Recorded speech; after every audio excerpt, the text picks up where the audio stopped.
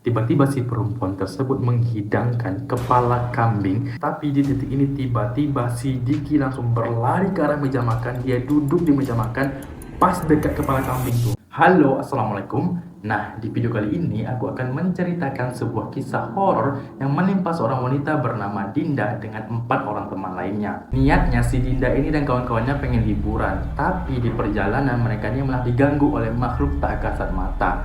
Hingga mereka menemukan sebuah rumah kosong dan kemudian mereka itu singgah di rumah kosong tersebut. Nah, disinilah kawan, hal-hal mistis lagi menyeramkan terjadi kepada mereka. Sampai ada yang mau meninggal loh. Tapi alhamdulillahnya masih bisa diselamatkan. Nah, jadi bagaimanakah kisahnya? Langsung aja kita mulai bercerita. Oke, kisah horor ini berawal ketika Dinda dan 4 orang teman lainnya, si Dinda, si Rina, si Gilang, si Raja, si Diki, mereka berlima ini lagi nongkrong di sebuah coffee shop. Mereka ngobrol itu kan satu sama lain. Nah, di tengah-tengah obrolan tersebut tiba-tiba si Gilang nyeletuk, "Weh, gimana kalau kita pergi liburan aja yuk ke kota A," katanya. Mendengar ajakan tersebut, mereka semuanya setuju nih. Oh, oke lah yuk, mumpung kita lagi libur semester gitu kan. Nah, berdiskusilah mereka itu kan sampai akhirnya mereka memutuskan untuk pergi di hari Sabtu. Singkat cerita, tibalah itu di hari Sabtu. Sebelum berangkat, mereka ini ngumpul di rumah si Dinda terlebih dahulu. Mereka sarapan, terus mempersiapkan segala kebutuhan mereka di perjalanan ke kota A. Ingin liburan itu. Nah, setelah mereka mempersiapkan semuanya, sekitar jam 10 pagi, mereka ini berangkat itu kan, menuju kota yang mereka tuju. Jadi, mereka berlima ini pergi dengan 3 motor. Si Dinda dibonceng sama si Gilang, si Rina dibonceng sama si Raja, si Diki pakai motor sendirian. Dah itu kan berangkat lah mereka kan mengendarai motor. Selama lebih 2,5 jam berkendara, semuanya aman-aman aja. Gak ada yang terjadi apapun, gak ada hal-hal aneh yang terjadi kawan. Masih aman. Kemudian sampailah mereka memasuki kawasan hutan kawan. Memang kiri kanan tuh hutan, bahkan sesekali ada jurang kawan. Dan itu memang jalan ke kota itu kawan, gak tersesat mereka enggak. Mereka terus lah itu kan berkendara. Dan tiba-tiba si Gilang yang satu motor sama si Dinda, sak pipis deh kawan, mau kencing. Dinda ini bilang, "Nanti aja lah Lang, ini sepi kali loh Lang, betul-betul hutan nih kiri kanan Lang ah." "Aduh Dinda, sak kencing kali aku Dinda, sak kencing kali aku." Itu kata si Gilang nih kan. Pada akhirnya si Dinda sama si Gilang ini menepi dan tukang berhenti untuk pipis. Kawan-kawan yang lain pun berhenti dia. Dan kemudian si Gilang ini agak masuk dia ke dalam kawasan hutan tersebut untuk mencari spot untuk pipis kan. Saat itu kata si Dinda memang di kiri kanan tuh hutan lebat, pohon-pohon gede semua. Dan itu kan selesailah si Gilang ini dia pipis kan. Nah, mereka ini kembali nih melanjutkan perjalanan mereka kan. Dikendarailah motor lagi.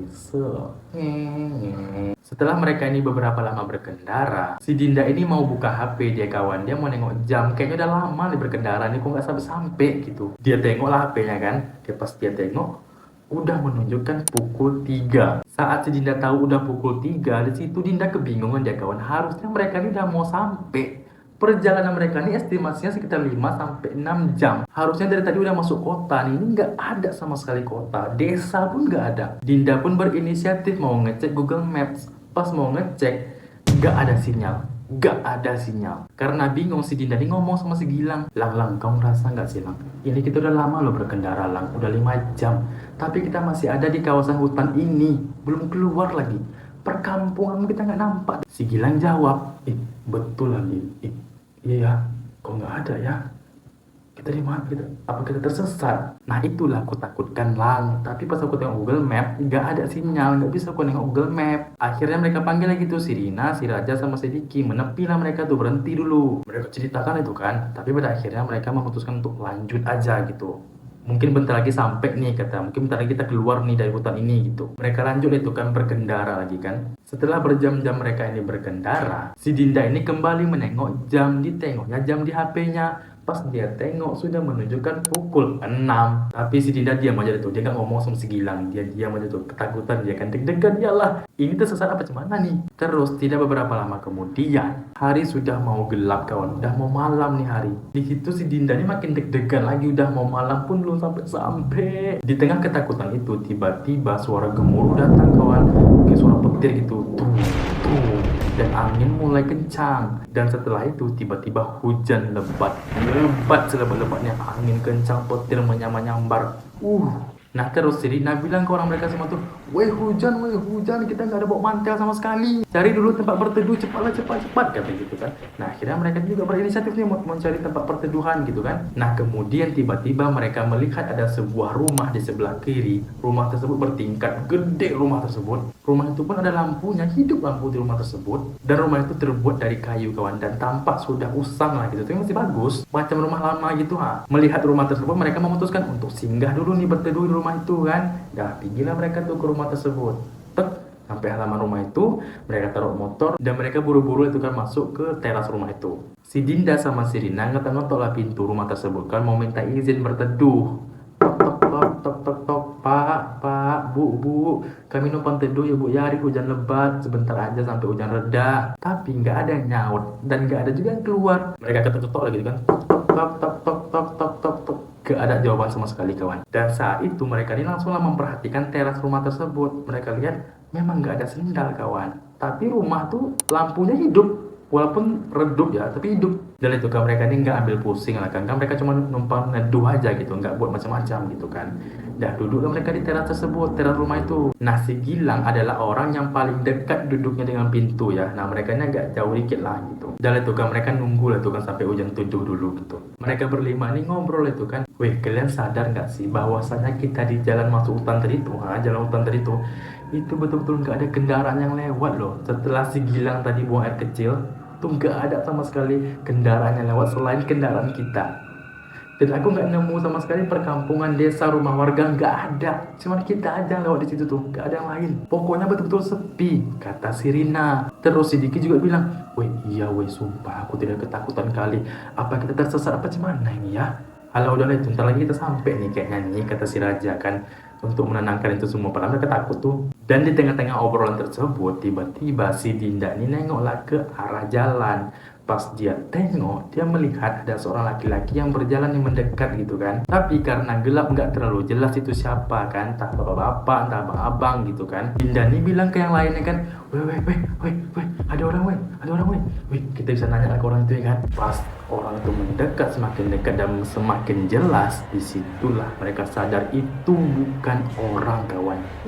Mereka melihat sosok laki-laki, tapi laki-laki tersebut memiliki tangan yang panjang, menjuntai ke bawah hampir sampai ke lantai, lagi panjang tangan itu. Rambutnya lusuh dan dia berjalan ke depan, tapi kakinya menghadap ke belakang. Pas tengok itu apa nak teriak mereka, wah kaget lah mereka kan. Tapi saat itu mereka ini nggak lari kawan, dia hanya ketakutan aja kayak astagfirullahaladzim, siapa tuh. Nah pas mereka lagi ketakutan itu, tiba-tiba sesosok tersebut langsung menoleh ke arah mereka. Masuk, suara keras kali, kencang kali kata si Dinda nih. Nah karena refleks ketakutan si Gilang ini kan duduk di dekat pintu kan. Nah dia langsung membuka pintu tersebut, langsung masuk ke dalam. Pintu tuh gak terkunci rupanya kawan. Disuruhnya mereka ini masuk semua, masuk. Dikutuplah pintu. Dan itu kan mereka masuklah ke dalam rumah tersebut kan. Mereka nunggu tuh di dalam rumah tersebut. Mereka kunci pintu. Di dalam rumah tersebut udah ketakutan kali lah mereka ini kan, apalagi si Rina. Aku takut. Gitu. Udah lah Rin, kau jangan kayak gitu Rin, tenangkan diri kau dulu. Nah setelah beberapa lama menunggu di dalam rumah tersebut, si Diki ini langsung ngecek nih ke jendela yang ada di samping pintu. Dia ngecek, wih kayaknya udah aman lah weh, nggak ada lagi sosok itu weh, kata gitu. Ayolah kita pergi lagi, aku udah takut kali di sini ya Allah. Yolah yuk. Nah si Gilang ini langsung itu buka pintu rumah tersebut kan. Pas mereka buka, terkunci, gak bisa kebuka kawan. Tadi bisa terbuka kan, ini gak bisa gitu, kunci. Mereka coba itu kebuka pintu itu kan, cek, tapi gak kebuka kawan, tetap terkunci. Akhirnya si Raja bilang, udah lah ini kayaknya gak bisa kebuka nih, yuk kita cari aja pintu lain yuk. Di belakang kayaknya mungkin ada pintu, dekat dapur atau di balkon mungkin kita bisa lewat, kata gitu. Si Dinda sama si Rina itu ketakutan aja mereka kan. Tapi di titik ini tiba-tiba si Rina meludah dia kawan, diludahkannya rumah tersebut. Kau ngapa kau Rin? Kata si Dinda. Iyalah gak dia masuk dalam mulutku tadi, entah lalat, entah nyamuk, entah apa itu, gak tahu aku. Ya tapi kau jangan pula lah mudah di situ, ini rumah orang loh, katanya.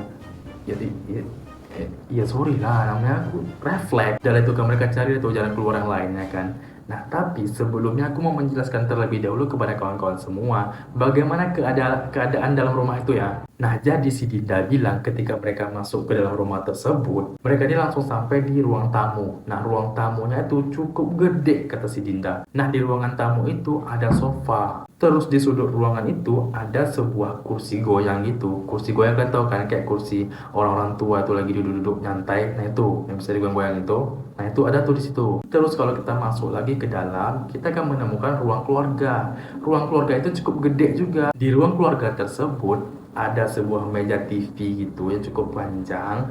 Nah, di atas meja itu ada radio. Kayak radio udah lama gitu, kayak udah rusak lagi, udah kuno kali. Nah, dari ruang keluarga tersebut kalau kita mengarah ke sebelah kanan, itu kita ketemu tangga naik ke lantai atas, lantai 2. Kalau kita ngambil sebelah kiri, itu kita ketemu dapur. Nah, kalau kita masuk ke dapur, dapur tuh panjang kawan, panjang. Kayaknya ada tuh 10 kali 10, saking panjangnya tuh dapur. Dekat dapur tersebut ada meja makan untuk 8 orang. Jadi ada 8 kursi tuh. Terus di ujung dapur sebelah kanan situ ada tungku. Tungku untuk masak pakai kayu itu, tau kan? Nah itu. Terus kalau di sebelah ujung juga, sebelah kirinya itu pintu keluar ya. Terus kalau kita naik ke lantai 2, kita akan menemukan ruangan gitu. Cukup gede juga lah ruangan tersebut. Nah, di sisi-sisi ruangan tersebut ada kamar-kamar, ada 3 kamar lah saat itu.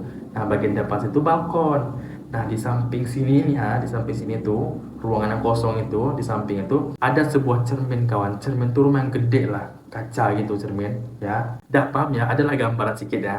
Oke, kita lanjut ya. Dalam mereka masuk itu kan ke dalam rumah tersebut. Yang mimpin jalan si Gilang ya kawan ya. Nah, Gilang paling depan nih, mereka di belakang si Gilang. Pas mereka nih jalan, tiba-tiba kursi goyang tersebut bergoyang sendiri kawan. Gitu. Belum sempat lagi mereka ini menenangkan diri, tiba-tiba mereka ini mendengar suara orang ketawa kawan. Suara wanita ketawa, cekikikan. Itu. Disitulah mereka langsung lari, teriak langsung. Mereka larilah ke arah ruang tamu. Pas sampai di ruang tamu, tiba-tiba radio tadi hidup kawan. Radio tersebut memutar musik, alunan musik khas orang zaman dulu gitu loh. Kayak itulah mungkin kan. Saat radio tersebut memutar alunan musik tersebut, tiba-tiba si Rina berjoget, dia kalau menari kayak gitu. Di situ apa kaget mereka. Rin, kau kenapa Rin? Rina, sadar Rina, sadar. Mereka pikir ini kesurupan kan? Ya. Tapi Rina ini tetap menari kawan. Kayak gitu. Nah, si Diki mencoba itu mematikan radio tersebut, tapi nggak mau mati kawan. Udah dipencet nggak mau mati. Musik tersebut tetap tuh beralunan lagu. Dan di saat itu pula si Rina tetap menari kawan. Nah, si Gilang mencoba itu kan membawa si Rina, kan digendongnya si Rina nih. Tapi Rina nih nggak mau kawan, berat. Kayak ngestak gitu loh, kayak ada lem di kakinya itu, nggak mau diangkat. Berat itu pun sampai kayak berkilo-kilo, beratus-ratus kilo. Padahal Rina ini kecil aja. Sadar ada nggak beres, mereka ini akhirnya menyuruh si Dinda dan juga si Gilang untuk menemani si Rina gitu. Sedangkan si Diki sama si Raja mencari di tukang pintu keluar kan. Dinda dan Gilang menunggu si Rina, si Raja sama si Diki mencari jalan keluar lain, pintu lain kan. Dan tuh si Diki sama si Raja pergilah ke arah dapur. Pas dia masuk ke arah dapur, dia tengok ada sesosok wanita di dekat tungku masak itu lagi masak kawan. Sing. Ada suaranya, ada. Sing. Di situ mereka kaget kan. Astagfirullahaladzim, ini apa lagi nih ya Allah ya Tuhan, apa ini? Tuh ditengok terus kan, mereka berdua ketakutan tapi mata ini terus nih menengok ke arah perempuan tersebut kan, ditengok terus. Tiba-tiba si perempuan tersebut menghidangkan kepala kambing, diletakkan kepala kambing tersebut di meja makan di dekat dapur tuh. Terus ketika wanita tersebut meletakkan kepala kambing itu di meja makan, wanita tersebut langsung menghilang kawan. Menghilang gitu aja. Si Diki bilang wanita tersebut menggunakan kemben kawan. Hilang tuh. Tapi di titik ini tiba-tiba si Diki langsung berlari ke arah meja makan. Dia duduk di meja makan pas dekat kepala kambing tuh. Kemudian si Diki ini memakan kepala kambing tuh kawan. Itu. Saat itu apa nggak kaget si Raja kan? Si Raja langsung menghampiri itu si Diki lagi yang makan kepala kambing di meja makan tuh. Dik, kenapa nih Dik? Astagfirullahaladzim, Dika. Ditarik si Dika nih, tapi tetap si Dika nih nggak bisa beranjak kawan. Macam berat juga sama kayak si Rina. Macam kena lem tuh pantatnya duduk di situ. Nggak bisa diangkat. Si Diki ini terus tuh memakan kepala kambing tuh. Sedangkan si Rina tetap menari dengan alunan musik khas orang zaman dulu. kayak gitu. Oh, astagfirullahaladzim. Si Dinda sama si Gilang yang jagain si Rina mendengar suaranya si Raja itu kan. Nah, mereka menghampirilah si Raja nih ke ruang dapur. Mereka tengok, betul kawan, si Diki ini masih makan kepala kambing tuh. Oh Raja, sini kau Raja, sini kau Raja, kata si Gilang. Udahlah, ini kan udah nggak beres nih, kita harus bersama-sama aja ya, kita tinggalkan aja mereka dulu. Kita harus cari bantuan untuk menyelamatkan mereka dari sini dan kita keluar dari sini, kita gitu. Oke, gitu. Nah, mereka kan tengok tuh dekat ujung tuh ada pintu kan. Nah, mereka berlari ke pintu tersebut. Pas mereka berlari, mereka buka, terkunci. Pintu keluar itu terkunci juga kawan dari dapur tersebut. Di situ mereka udah bilang, alah ya Allah, ini kayak mana ternyata kunci pula. Si Dinda udah kayak, aduh kayak mana, aku takut kali, woi Rina kayak mana, si Diki kayak mana ini, kata, woi Dinda, kok kayak gitu Dinda, tenang, kata si Gilang kan. Akhirnya mereka berinisiatif untuk pergi ke lantai 2, mana tahu lewat belakon kita bisa lompat dari sana, katanya. Oke, cepat, kata si Dinda kan. Nah, mereka menuju itu ke ruang tamu, dimana si Rina ini menari tuh, gitu, masih menari tuh. Nah, mereka pergi ke arah tangga. Pas mereka mau naik tangga, tiba-tiba dari atas ada yang menggelinding kawan, ada benda menggelinding. Teng.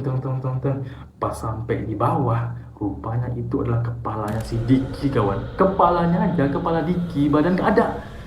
Di situ mereka langsung shock kan, astagfirullahaladzim.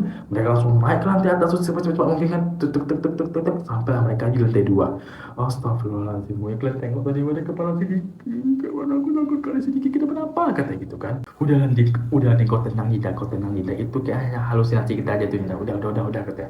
Udah tuh kan, mereka sampai di lantai 2. Di situ kan ada ruang kosong tuh ada cermin tuh. Pas mereka melihat ke arah cermin, set, tiba-tiba mereka melihat di dalam cermin tersebut ada si Rina yang lagi menari.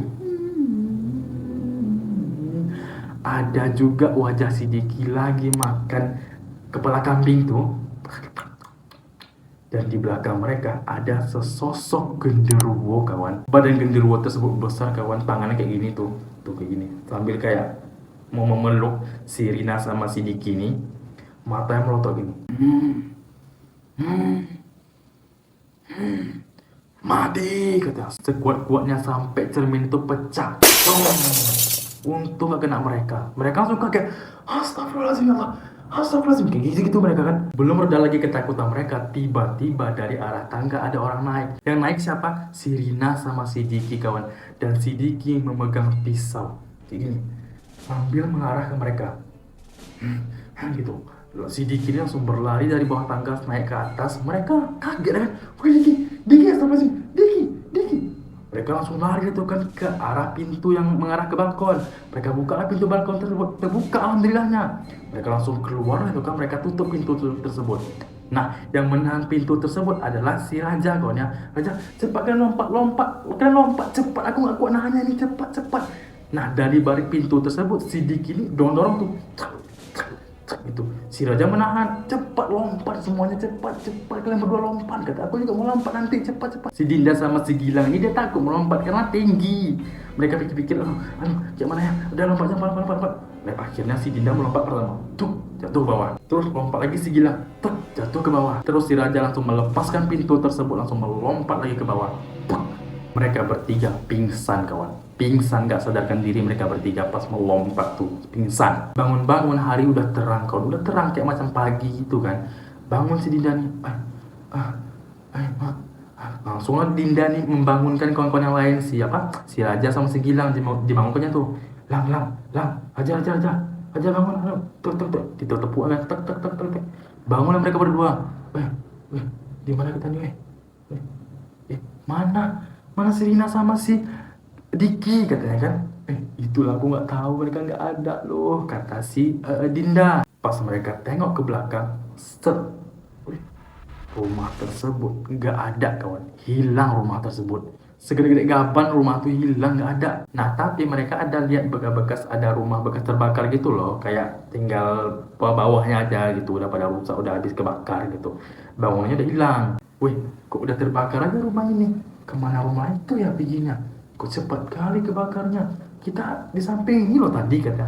Kalau rumah itu terbakar, mungkin kita bisa ikut terbakar pula ya kan? Ini kita enggak, katanya. Dan anehnya bekas bakaran tuh nggak ada, kayak puing-puing gitu nggak ada kawan. Cuman ya bekas bakaran di bawah itu aja gitu. Itu pun udah terlambat seperti lama gitu. Udah ada rumput yang tumbuh.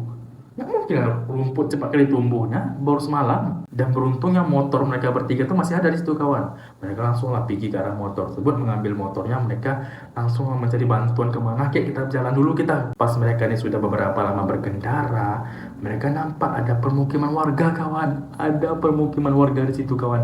Mereka langsung singgah lah ke situ ya kan. Mereka singgah, mereka carilah siapa nih bisa kita tanya ya gitu. Kemudian mereka melihat ada sebuah kedai itu menjual sarapan pagi gitulah. Nah mereka singgahlah ke kedai tersebut. Waktu mereka nih singgah, orang-orang yang ada di kedai tersebut mungkin ada sekitar 4 orang itu, dua ibu-ibu, dua bapak-bapak gitu kan. Nah mereka heran-heran, ditengokkannya gitu. Ah, Pak, Pak, kata si Dinda kan. Mereka tuh heran karena pakaian kami itu udah lusuh dah, udah banyak debu-debu, udah kotor-kotor gitu, udah lusuh. Rambut kami udah acak-acakan, nggak tahu lagi bentuknya kayak apa. Tiba-tiba salah satu ibu-ibu itu ngomong, kalian dari mana, Neng? Kok kayak gini?